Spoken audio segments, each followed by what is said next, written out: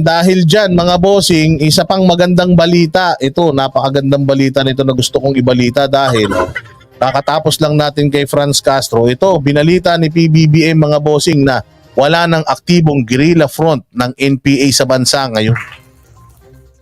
Dito, kapag ito mga binabalita ng pamahalaan, abay talagang tuwan-tuwa ako dyan dahil ibig sabihin yung ginawa talaga ng gobyerno ni RRD noon at ng NTF-ELCAC idiniretso na itong gobyerno ni PBBM.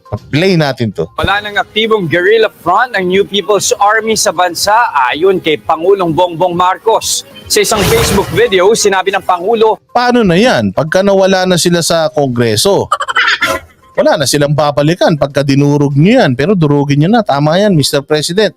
Magandang report yan. Pero kung pwede, yung susunod na balita, ubos na po silang lahat to the last DNA. na resulta raw yan ng anti-communist insurgency campaign ng pamahalaan. Ayon pa kay PBBM, mula nitong Disyembre, higit 1,000 miyembro ng communist at local terrorist groups ang napatay ng mga sundalo. Habang nasa AMIU 1,399, palakpakan.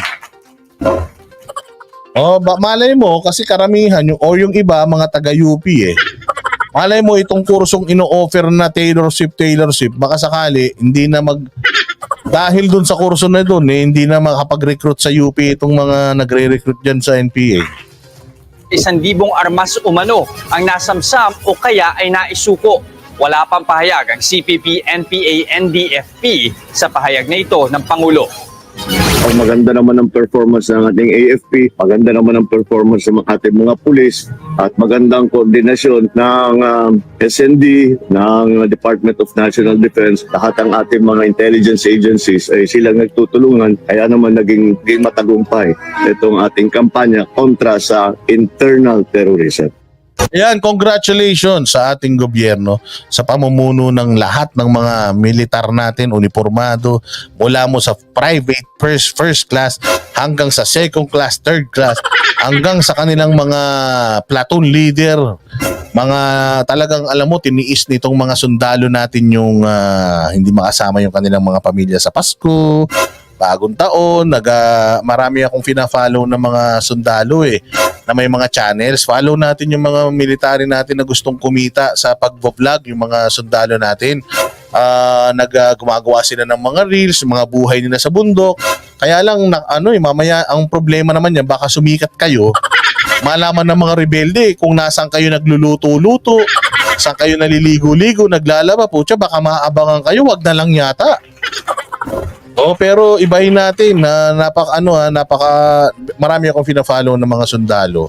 Ang kinakain nila galing ng sa rasyon, kung ano-ano lang yung mga, alam mo yun, marami po silang tiniis mga bossing para lang mabigyan tayo ng mapayapang pamumuhay dito sa Kapatagan. Kaya kapag may mga ganitong balita na unti-unti na pong nauubos yung mga rebelde at unti-unti, napakarami na rin pong nagbabalik loob, ibig sabihin talagang gustong-gusto natin yung balita na yan. Kasi alam nyo ako mga bossing, marami akong mga kamag-anak na mga sundalo na nangamatay dahil dyan sa matagal na nating gera, Pilipino laban sa Pilipino. Kaya maubos na yung mga yan. Tama yan, PBBM. Sana wag kang huminto. Yung peace talks, okay lang may peace talks pero walang ceasefire.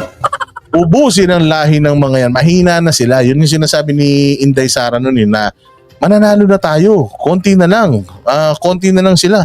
Mananalo na tayo kasi yung mga local government nakikipag-cooperate na sa atin. Hindi katulad noon, tinatago pa sila. So maraming salamat BBM dahil nakinig ka kay Inday Sara at talagang itong inyong pagsugpo sa internal na insurhensya ay inyong pinrioritize.